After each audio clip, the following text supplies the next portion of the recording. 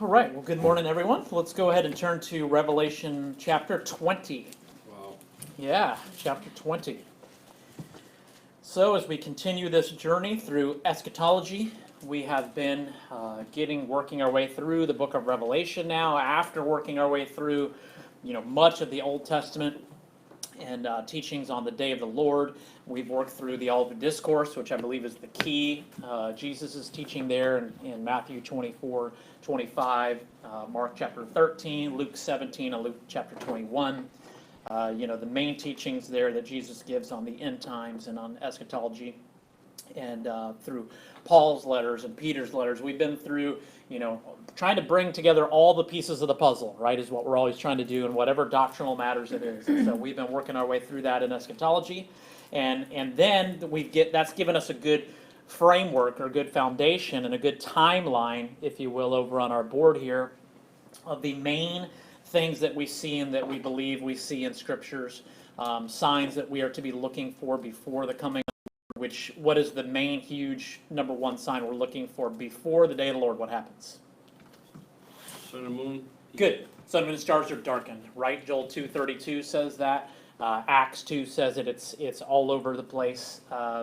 Jesus talks about it in the Olivet Discourse there as well. And so we see that there's going to be signs. We understand the things that are going to happen. Remember, the day of the Lord is going to be two things simultaneously: salvation for the righteous and judgment for the wicked.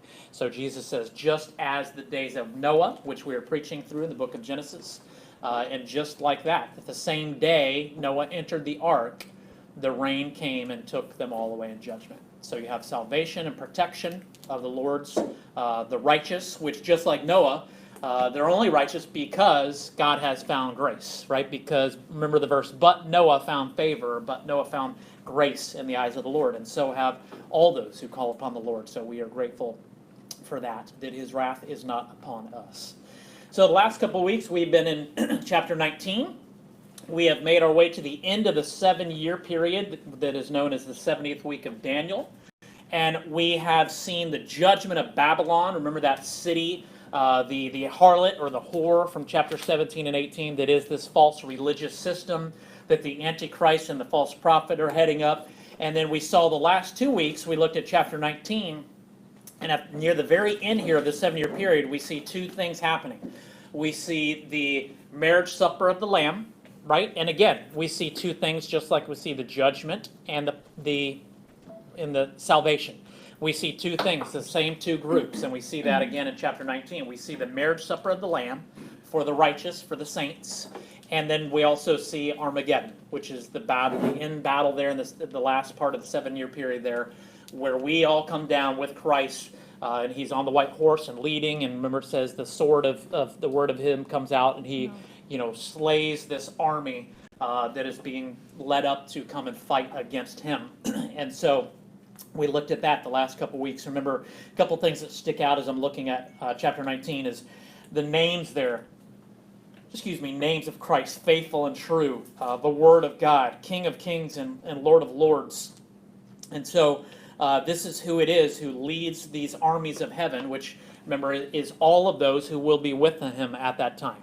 And so the rapture has happened, the first resurrection has happened before that. We are forever, remember, to be with the Lord after that.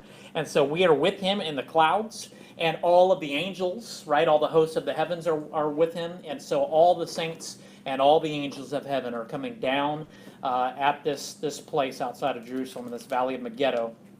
And it says in verse 20, it says that the beast, remember the Antichrist, was captured, and with it the false prophet, who at its present had done signs by which he deceived those who had received the mark of the beast and those who worshipped his image. So remember, everyone who's taken the mark is now sealed and has been sealed, just as we are sealed by the Holy Spirit till the day of redemption. Okay, Ephesians 4 tells us they are sealed by this mark, which is the mark of the beast, which means that Satan, and they are eternally damned. Okay, so differences there. Look at the next part of that verse. These two, being the false prophet and the Antichrist, were thrown alive into the lake of fire that burns with sulfur. So these are the first two that are thrown into that final hell, which is the lake of fire. And we're going to get more into that a little bit shortly here. Okay, so that's what we see here. That is now kind of the crescendo, and this has all been leading up to this point. We have the marriage of the Lamb, that the bride is made herself ready, and remember that Jesus is the one that has made us ready through the blood of Christ, that we are without blemish, we are spotless, we are pure, right? We are white as snow, white as wool. And so we are with him, and now he is going to set up. Now that we've come down on earth, he has slayed the wicked, and now he's going to set up his 1,000-year kingdom reign. Okay, so that's where we are looking into and going into chapter 20. So let's go ahead and do that. We're going to try to get through the first 6 verses here this morning. Verse 1. Then I saw an angel coming down from heaven, holding in his hand the key to the bottomless pit and a great chain. And he seized the dragon, that ancient serpent, who is the devil and Satan, and bound him for 1,000 years. So remember, we looked through this, we saw this imagery in chapter 12, if you remember, of the dragon, right, and the woman and the child. And this is where we get the key, and we talked about that before, of understanding who this dragon is. Pretty clear, right? It's the devil, Satan, the ancient serpent that we talked about in Genesis, so this is who we talked about, so it's pretty clear. It says, he bound him for 1,000 years and threw him into the bottomless pit and shut it and sealed it over him so that he might not deceive the nations any longer until the 1,000 years were ended. After that, he must be released for a little while. That's pretty interesting. We'll get to that later. Verse 4. Then I saw thrones. Who is I again? Who is this I? John. Good, thank you. Then I saw thrones, and seated on them were those to whom the authority to judge was committed. And I saw the souls of those who had been beheaded for the testimony of Jesus and for the word of God, and those who had not worshipped the beast or its image, and had not received its mark on their foreheads or their hands. They came to life and reigned with Christ 1,000 years. The rest of the dead did not come to life until the 1,000 years was ended. This is the first resurrection. Blessed and holy is the one who shares in the first resurrection. Over such the second death has no power, but they will be priests of God and of Christ, and they will reign with him for 1,000 years. Father God, thank you so much for this text. Thank you so much for the glorious promise here in this text that we are promised to rule and reign with you if we are a part of this first resurrection. So we are grateful and thankful to be saved. We are grateful and thankful to be part of that and to be a part of every blessing in which you have chosen to bless us with, and this great love that you have chosen to love us with. And we know that the greatest blessing is that our sins would not be imputed to us. So Jesus, we thank you for that this morning. In your name we pray. Amen. Okay, back to verse 1. We've seen many angels throughout this walk through and this unpacking of Revelation, right? Angels everywhere. These messengers and these servants of God. So we see now an angel here coming down from heaven. It says, holding in his hand the key to the bottomless pit and a great chain.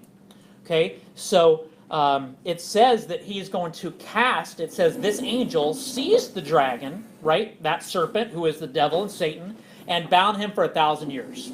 Go back, please, to Revelation chapter 9.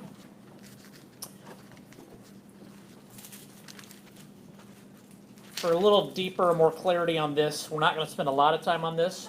You can go back on our YouTube channel and look at the teachings on Revelation chapter 9, or you can catch up with me later today or this week or something to hear a little bit more about it. But it's possibly the same angel here, because when you look at verse 1. It says, the fifth angel blew his trumpet. So here we are back with the wrath of God coming out and the trumpets.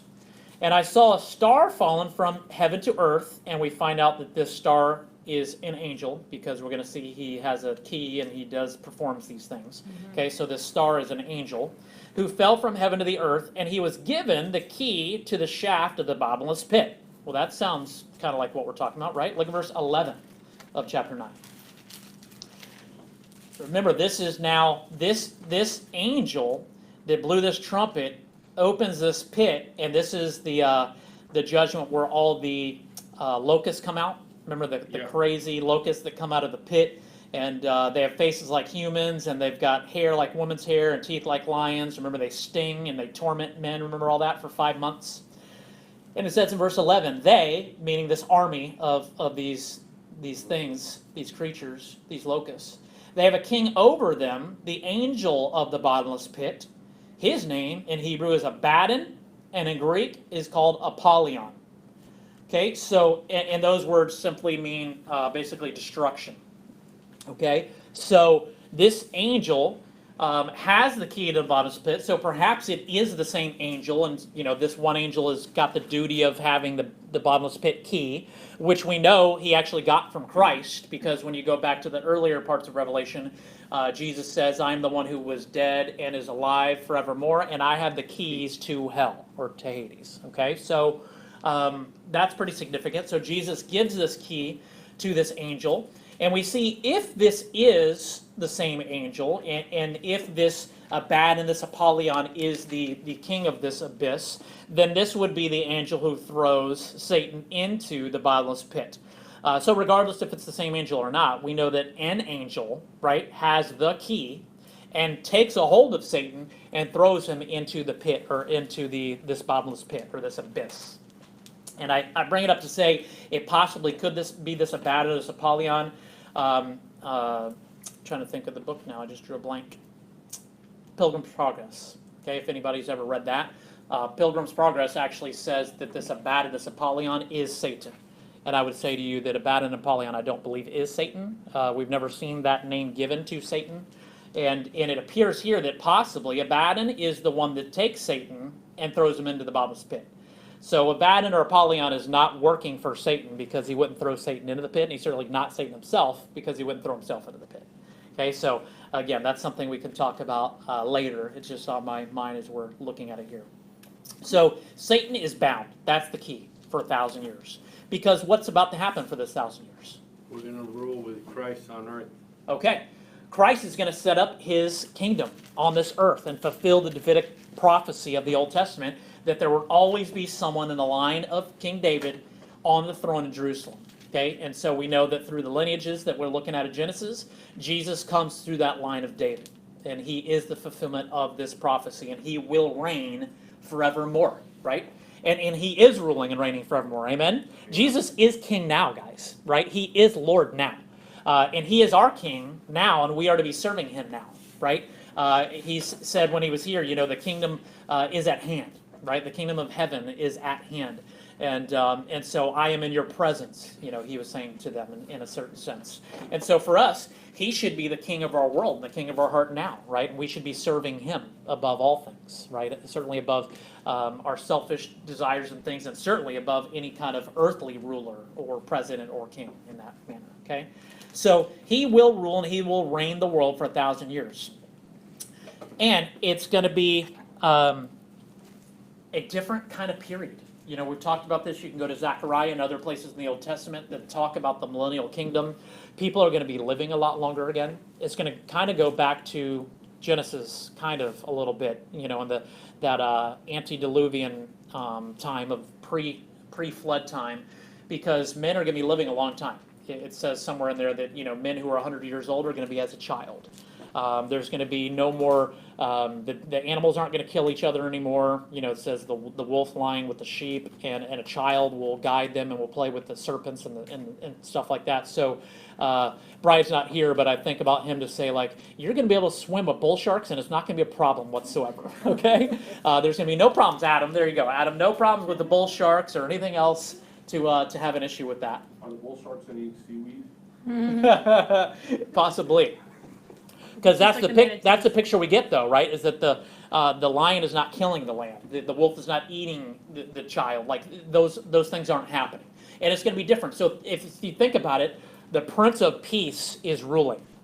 So isn't it fitting that peace should be overflowing from his rule and from his reign? And Satan is gone. Yeah, no sin. Okay. No sin. Well, I wouldn't say that, because humans are still there, correct? So. That poses a good question. Do humans only sin because of Satan? No, but you couldn't have God and sin in the same spot, right? Well, Jesus was on this earth before. Was there sin then? Yeah, but resurrected body. We're going to have brand new bodies, right? We will, right? Yeah. But think about this. There'll be regular humans there. So that's why this is a very different age. Remember, Jesus answers this and says, at his coming, at that day of the Lord when he arrives, that's the end of this age we live in the beginning of a new age.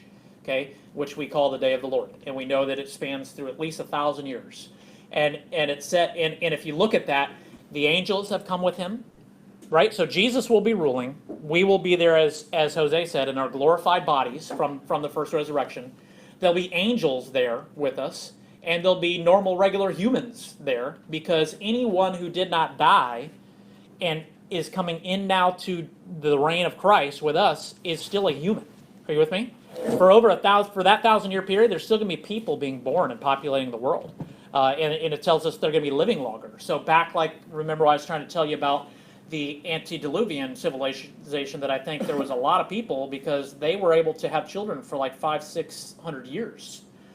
So if it's something similar to that, you can see there's going to be a lot of people over 1,000 years that are born. So there will be regular people there. So my question to you is then, are those regular people going to have sin just like you or I do? Or are they going to be born perfect people? No, it's still the same, right? There's been no change in humanity. Those people who happen to live through Armageddon and come into the 1,000 years, aren't they regular people just like you and me? They are. And so there still is sin in the world. Certainly Satan is not there, and that makes a big difference. But there's still sin, because where does sin come from? Us, not you. Yeah, it comes from us, right? Now, the ones that are left haven't been slain by God. By Yes. Jesus, and so they did not take the mark and say it, right? Right. That's the only ones that are left are the ones that did not take the mark. Are they believers as well? I would say I don't think so. I would say yes and no would be a better answer. Sorry. I would They say just it's didn't just like take the the mark. population we have today. I would say there's going to be believers, certainly will not take the mark, correct? So if there's believers who have taken the mark and they have not been killed by the Antichrist and by that, Believers were taken up already. no, because remember, so let's go back to our timeline. This is good, because we don't want to be confused. Here's the day of the Lord, where all believers are taken in the first resurrection. So from this time period, just for the sake of conversation, let's say there's 3 years left, okay, in the 7-year period, just for discussion's sake. So for this 3-year period, there's going to be people that God may choose to save. Right. So they'll have regular bodies because they missed the first Those that have resurrection. not been saved yet. Right, and we're going to get to that here in the text in a moment. So they'll be saved somewhere in here, and if they're not killed at Armageddon, because if they're saved, then they haven't taken the mark, then they'll be coming into the millennium. But I also believe that there will be unbelievers who have not taken the mark just because they don't want to take the mark. You know what I mean? And so certainly in our day and age, we understand that there are people that don't want to do what the government tells you to do. And so there's going to still be those type of people that I think will make it in as well. And certainly we know that there's going to be sin and there's going to be unbelievers through this 1,000 years, because we're going to see what happens to them at the end of the 1,000 years. Some of which could be atheists too, because the deceiver is going to be a religious government, Uh-huh. right? So Yeah. an atheist would not take the mark of a religious government because they're atheists. They Possibly. Right. don't Possibly. believe in anything. Yeah. Possibly. Will the gospel be preached there, or no? This is totally. I believe different. so. I don't know. We can't answer dogmatic on that. Remember, we do know there's an angel that comes and preaches Right, the yeah. gospel around the world before the day of the Lord. But then we know the 2 witnesses, and we know the 144,000. But I would say what would be the key to that? Let me phrase it as a question.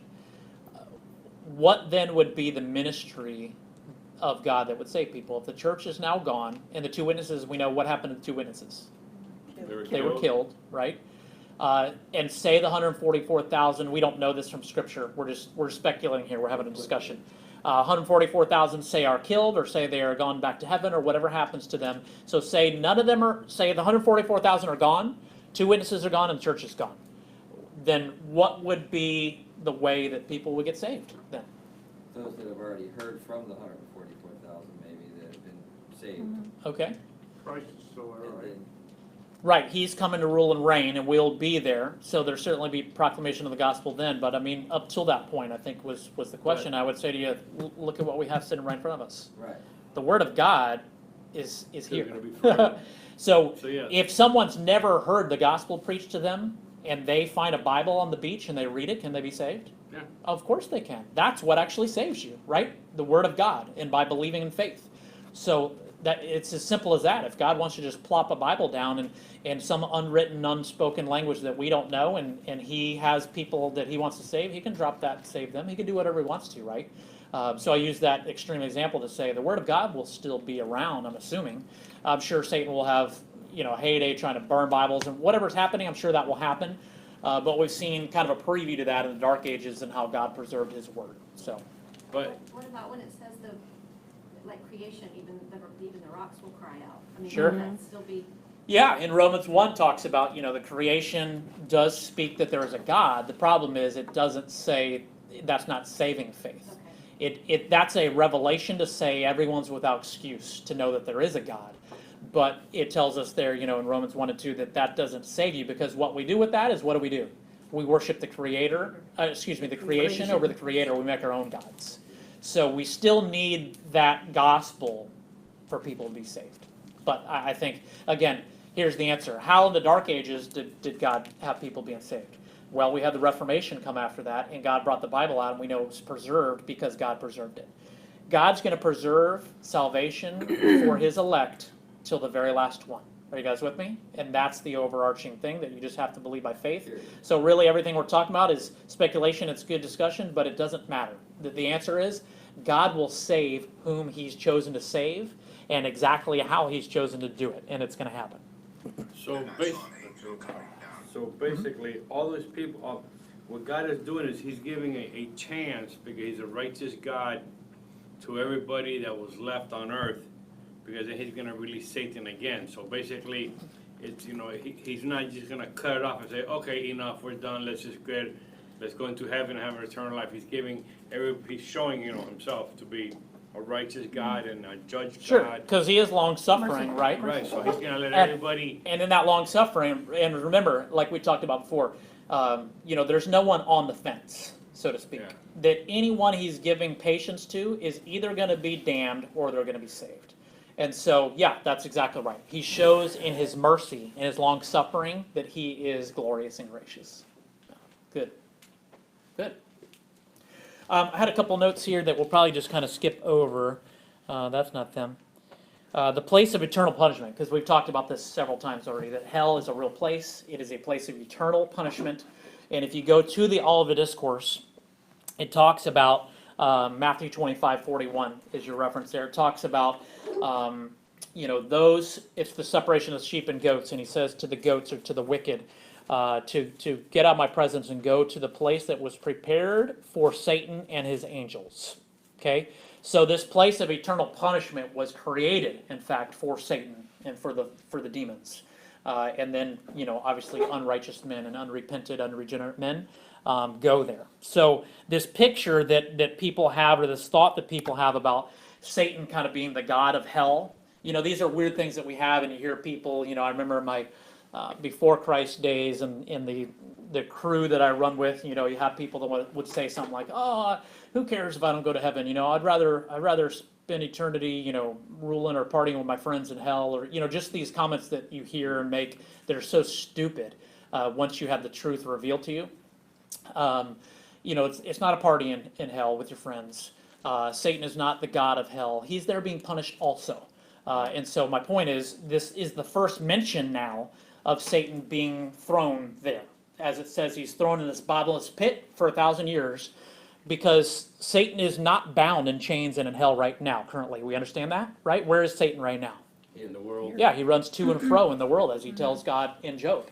Okay? And as the writer of Hebrews says, that he is before the throne of God, going against us all the time. Okay? And so, accusing, that's the word I was looking for. He's accusing the brethren, is what it says in Hebrews, day and night. Okay, so this is the first mention we see here of him going to this place. So now I think, how much time we have left? Yeah, the rest of our time is probably going to be spent on this. Let's talk about this bottomless pit for a moment. The Bible speaks of Sheol, or Hades. Okay, so we started this a little bit last week, this discussion of heaven and of hell. So, Sheol is a Hebrew word in the Old Testament used in reference to the place of the dead. Okay, the place where the dead go. Hades is the New Testament word, the Greek word for the same place. So when we see this word Sheol or Hades, we're talking about the place of the dead, where all people go when they die. Now, from the Old Testament, we get this understanding. If you think about, as Jesus talks about, remember the Lazarus, the beggar, and the rich man. And we see that Lazarus is the beggar at the rich man's gate, and he eats the scraps off the rich man's table, and the dogs lick his sore. He is poor and afflicted. And the rich man is rich and ruthless. We see that they both die, and they both go to Sheol. Then we see that the rich man is being tormented in a place of punishment, okay? And we see him have a conversation across this chasm to what is called Abraham's bosom, okay, or paradise. So we have Lazarus in paradise being comforted, is what it says. And so there's this chasm that no one can come between. And remember, the rich man's begging for Lazarus to be able to dip his hand in water and put a drop of water in his tongue. And please go tell my brothers then about this place so that they don't come here. And the answer there is pretty awesome, because it shows, again, election and God's sovereignty and salvation. Because the one who's speaking says back to the man, he says, it doesn't matter if someone comes from the dead. It says they have the prophet and Moses, meaning they have the word of God. Amen. And even if someone came back from the dead to tell them, they would not believe. Understand it? It's pretty clear as day. No one will believe and can believe unless God reveals it to them. Yeah, through blind. Who? The Moses and the prophets and his word. Because they're blind. That's right. You're blind until God gives you eyes to see. Even if your dead relative came alive and told you this is the truth, the Bible says you won't even believe them. That's how depraved we are in our sinfulness and how unable we are. Romans 8 says that they're not even able to do it. We're not able to do it. That's why we must be regenerated and reborn. So all that to say, this Sheol, this Hades, has a part of the paradise, okay, and of the righteous, and another side of judgment of the wicked. Okay, so what will we call those two places? Heaven and hell. These are both in Sheol and Hades with a great chasm dividing the two. And so I believe, let's go to Matthew chapter 12 real quick. I believe the Bible shows us here and teaches that these two places were, and I say were because we'll get to that in a moment, were together.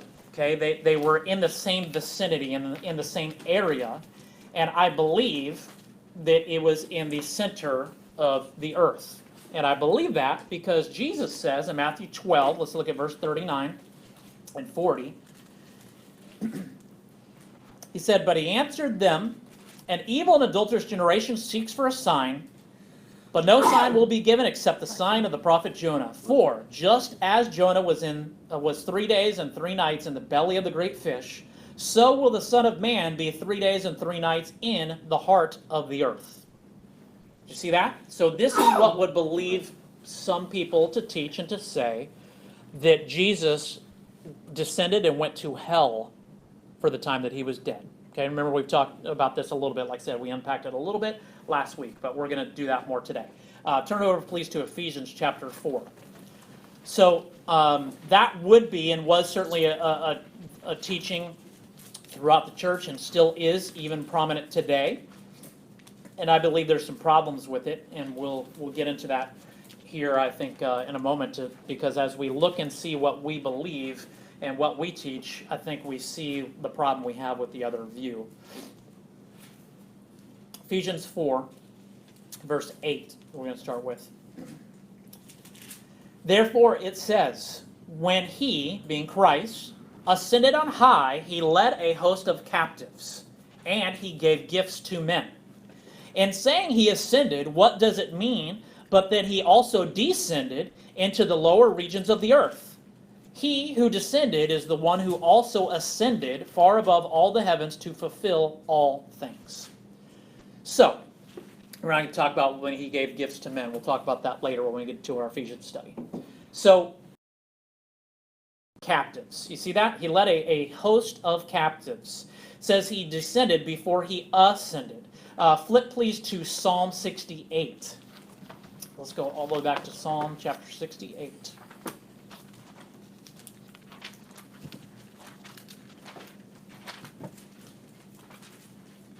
Again, more ammunition, right? More doctrine is what we want to continue to learn so that we can know God more and so that we can worship Him greater.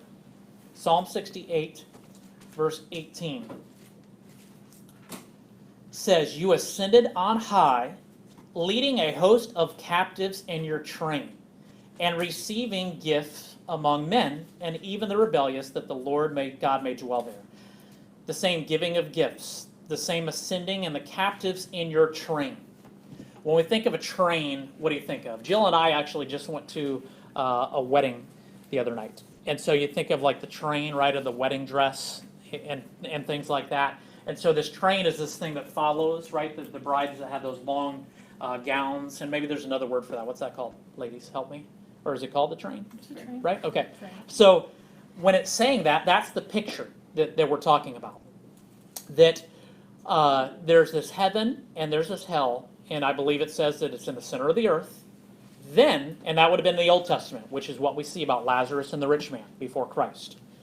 Then we see here that Jesus, when he ascended, it says he descended, correct?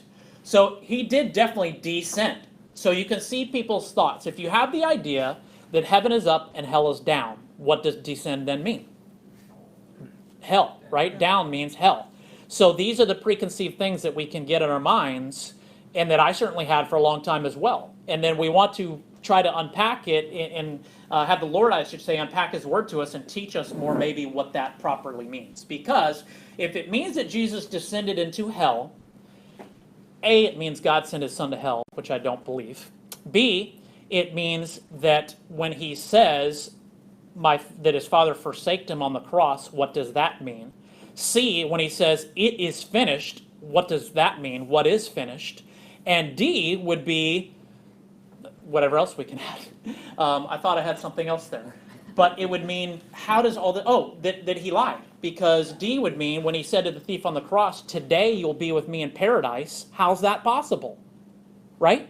So He didn't go down into hell and up into heaven with the thief at the same day, at the same time. And I know people can say, "Oh, He's omniscient, He'd do whatever He wants."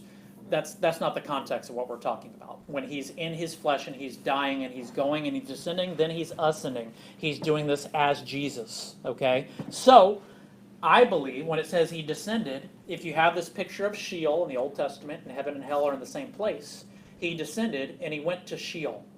And He went to the heaven side of Sheol, where He was with the thief on the cross that day, and where He also, as Peter tells us, proclaimed His victory to those souls who were in bondage and in chains from the days of Noah. And so He proclaimed that victory by coming down to Sheol, and they saw this and they heard this, because just like Lazarus and the rich man, what if the Lazarus and the rich man was Jesus' whole purpose was to point to us to understand what this looks like? You see it? Everything in God's Word has a purpose and a reason. And so that will be the same picture. As Jesus comes down, He's in victory and proclaiming it so that those in hell hear it, and He's with the thief in paradise at the same time. It says He ascended and He led a host of captives in His train. What that would mean, I believe, is that when He ascended, now understand there's a 40-day period in there. 3 days later He rose from the grave, right? And for 40 days He was on the earth as a human. Well, in glorified body, I understand. But He was manifested, right, to humans. And so He was there for another part of 40-day ministry before He ascended into heaven. Then when He ascended into heaven, it says He led a host of captives in His train. Who would those hosts of captives be? I would say to you that those hosts of captives would be those who are in paradise, in the heaven side of Sheol. So now, Old Testament before Christ, the souls are in that heaven, but not in the heaven way out there where God lives. They're still here waiting, and waiting for what? Waiting for Christ to say, "It is finished." And for Him to accomplish the redemption of mankind, which was planned before the foundation of the world. Once He did that, He took all of those souls in heaven up to heaven to be with God for eternity. Which is why now in the New Testament we do see the word up. We see Paul say that I was taken up into the third heaven. And not to be confused by that. Sky had a great question last week. Well, what does that mean about the second heaven and the third heaven, the new heavens? This heavens we're talking about in creation. We talked about in the sermon I believe I preached about the creation of the heavens and how we see the birds fly in the heavens, the Psalms say. Okay, so we have this first heavens would be the sky and the clouds in our atmosphere. The second heavens would be then the celestial beings of the sun, moon, and stars, and the galaxies and the universe. Then the third heaven would be God's abode outside of all that. Because Paul says, I went to the third heaven, and there was God, and there's where he received these visions. This writer of Revelation is John, and where does he receive this revelation? In the Spirit, in heaven. And he says, I was taken in the Spirit up to heaven. So, In the let's third. John was also in the third heaven. believe so. That's right, because that's where God is. Jesus is. So That's isn't right. Sheol a heaven? I'm sorry? Sheol's not a heaven? Sheol would be the place of No. the dead, is all that means. Sheol and Hades means the place of the dead, and there's a heaven and a hell side of that. But it's not one of the three that you just talked about. No. No, So there's really, That's the one in the Well, center. 3B. no. So that's what I'm saying. You're thinking what Sky was thinking. Don't think in order of numbers, 1, 2, 3. I'm talking about in creation. When Paul says he was taken into the third heavens, The highest. he's meaning this. Here's the globe. Our sky and clouds is the first heaven. The universe is the second heaven. God lives in the third heaven. 1, Okay. 2, 3. Penthouse. I'm not talking about a time order. Now in the time order, the first heaven we look at is in Sheol, with a chasm and hell in the middle of the earth. The second heaven, if you will, which is currently now, Jesus took this first heaven and took it up to God in the third heavens. Are you following? And all of heaven and all the souls that are now waiting for the day of the Lord when he returns, and they're all still souls and they receive their bodies and we go up in our bodies and we're translated. But then we also know there's still a future new heaven, new earth to come. So the current heaven, here's the point. The aha moment is the current heaven is not the final heaven. That's going to be. It's already been changed once, Gonna be changed. we believe, from Sheol in the middle of the earth, Yeah. taken up to heaven with God, and it's going to be changed again in the new heaven, new earth. Also hell, which is in the center of the earth right now, I still believe. And when it says this comes full circle now to the bottomless pit, when Satan is thrown in the bottomless pit, I believe he's in the center of the earth, where hell, Sheol, still, the hell part of Sheol still is. And you can think of think about if there's the center of the earth, think about if there's no gravity there. See how it would be like a bottomless pit and just kind of like space? Okay, so maybe that'll help some of the crazy thoughts I have in my mind all the time. Because how would it be a bottomless pit? Certainly God can make a bottomless pit if he wants to. But I think it's talking about the center of the earth, okay, and the Sheol place. But then that's not the final hell. We understand, right? What's the final hell called? Like a fire. Like a fire. And later we're going to see, we already saw that the false prophet and the Antichrist were thrown in that lake of fire. The first one's in. We're going to find out later that this whole Sheol, hell, will be thrown into the lake of fire. And Satan will be thrown in the lake of fire. Then we will come into the new heaven, new earth later. So we have 5 minutes. Let's have questions, discussion, topic. Hey, Okay. and we'll take all next week if we have to. This is a big teaching, and we are going to, FYI, go through Ephesians in the next Bible study, so we'll get in that more too. So the chasm that's And we keeping, did this several years ago. the chasm that's keeping them apart, I'm thinking of like WandaVision and the static wall. Like, Well, don't what is confuse that? everybody even more. So, No, but that's the Old Testament. That's No, already but gone. he's just talking about what's keeping, in Sheol, what was the chasm? God Is it keeps just them. like an You can't invisible come wall so that or- no one, that was the point. He says, no one can come here and no one can That go was there. before the death of Christ, so Yeah, but what was a chasm? Like I'm just trying to visualize magnetic field. a ball Who with a knows? static wall between it, good side, bad side. Right? I mean, whatever we picture helps, but Okay. we have no idea. Is We there- just know there's a gulf or a Isn't there chasm a of s- emptiness that no one can cross back and forth. So- So meaning, it's too late for those who are condemned in hell. They cannot ever escape that. And for those who are in heaven, you're never going to want to leave there anyway. And they're separated, there's no crossing. So the souls that are in this Sheol paradise are from the time of Noah to the thief on the cross. Yes. That went up with him on his train, right? Yeah, that Now was- we're talking. Yeah. Hey, now we're getting somewhere. Yeah. No, we still are with all this. I'm just joking. That was very good. Yes, Old Yeah. Testament, I believe Old Testament saints are all there until whoever, like I said, the thief on the cross may be the last one we even think Right. of, but No, maybe there was before- other ones, before obviously. Noah. One. Oh, It was good. before Sure. Noah, it's the beginning of time. Yeah, Adam is there. Adam, Yeah, Adam and Eve. okay. yep, yep, all saints. Awesome. Yeah. Yeah, We've and been doing then, this all day. and then Roseanne. That's okay, let's go. Go ahead. Okay, so how long Good. did Abraham and Sarah live? Because why was it such a miracle that Sarah Long had a time. baby? If you Abraham just was said like people were having babies to 500 175. and 600 years old, but it was a miracle that she had one at 89. Well, because remember, so that was the antediluvian race. But that's what I'm saying, weren't they part of Everything changed that? after the flood. No. They weren't part of that. Okay. Everything changed after After the the flood. flood. Remember, the That's flood came. That's a good and- point, that you make that. And, Yeah. and Like everything, 100 years, yeah. and everything changed, and then we see the life of humans going down. Well, So it 20. was And, short, and then it Abraham was long, at the then it's beginning of short that, again. so he was still alive longer than what we would think is a long time, but it wasn't Well, really. God had to serve his plan, so that's why she had the baby at such an old age, Yeah. because it didn't matter what That's right. So it happened. was short, then long, then short. No, long, short, No, it was always long. Adam lived to be 930, then short. I think. So, 950, 930. so then I didn't understand the answer. On which part, I'm sorry? On the Sarah, why was it a miracle if she had a Because baby at 90? if people were only living 150 years, to But have you're a, saying she did live old. no. No. Abraham lived to be 175. Sarah died first. I don't know how old she was. We might get to that in Genesis. I got to dig on that. I don't know. Say she was 150. Okay. If Maybe you can not live to even be that long. 150, Maybe isn't not even- 100 old to have a child? Yeah. Yeah. 100's old to have a child, no matter what. Yeah. So, yeah. And we know that because why? Because God's word told us she's past childbearing age and he was too old to have children. Can we Which go is to why a he did it. timeline that I kind of get confused with? Because you talk about three people, Father, Son, and Holy Spirit being one, in unity. Okay, the Spirit didn't come into this world until after 40 days when Right. Christ left us. Correct. Well, Now- I used to come in and out. Well, I would say that would be a bigger conversation. I would say the Spirit's always been in this world.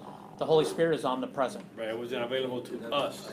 So I think this will be a bigger conversation than, we're done. Ah. Than 30 seconds.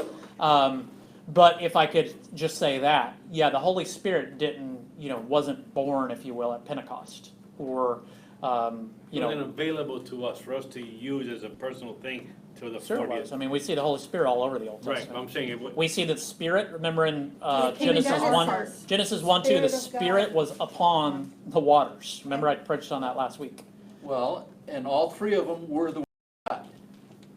In other words, the Word was Jesus, and Yeah. Jesus was the Word. Yes. And the Word. Spirit, but he wasn't present in this world as we know him today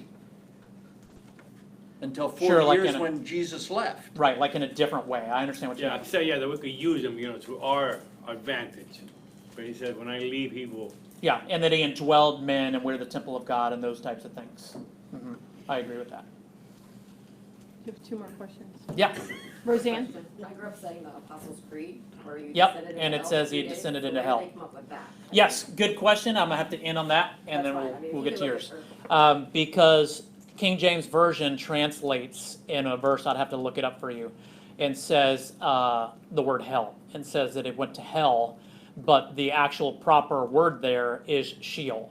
And so translators in different versions will sometimes pick which part of Sheol they think the writer is talking about, but the original does not say hell. In fact, it says Sheol, which means the place of the dead, like we're talking about. That's where most of the confusion comes from, is from translation things of saying, and can we read when we understand that those who are under punishment are going to Sheol, which part are they going to? We would say Hellside, hell. right. And that's where we get the dialogue of heaven and hell. But the word hell is not in those wordings. It's actually Sheol. And so if you understand the way I'm trying to unpack it, it means, yeah, he did go to Sheol. He did descend to Sheol. That doesn't mean he went to hell. And so if you understand what that means now, then you're with me. But yeah, I grew If up not, we'll keep talking thinking about he it. went to hell, because that's what you. Like, Yeah. it's Right. a Catholic church, but it's not. That's right. It's And such it's, a big lie. and it's a huge, that's right, Catholic thing also. That's right. Well, we have got to close. Sky, would you pray us out, buddy? Thank you. Father God, thank you for this revelation you've given us, Lord, and thank you for the revelation you've given John and the Bible that Mhm. you've given us so that we can always go through it and dissect it and learn more and more about the way that you've intended for us to follow you, Lord. And we just thank you for our salvation and Mhm. thank you for the sacrifice that you made, Lord. And Yep. we thank you for this day of fellowship and be able to worship you and to worship you every day and the freedoms that you give us, Lord. It's in Jesus' name we pray. Amen. Amen, amen. Okay, now.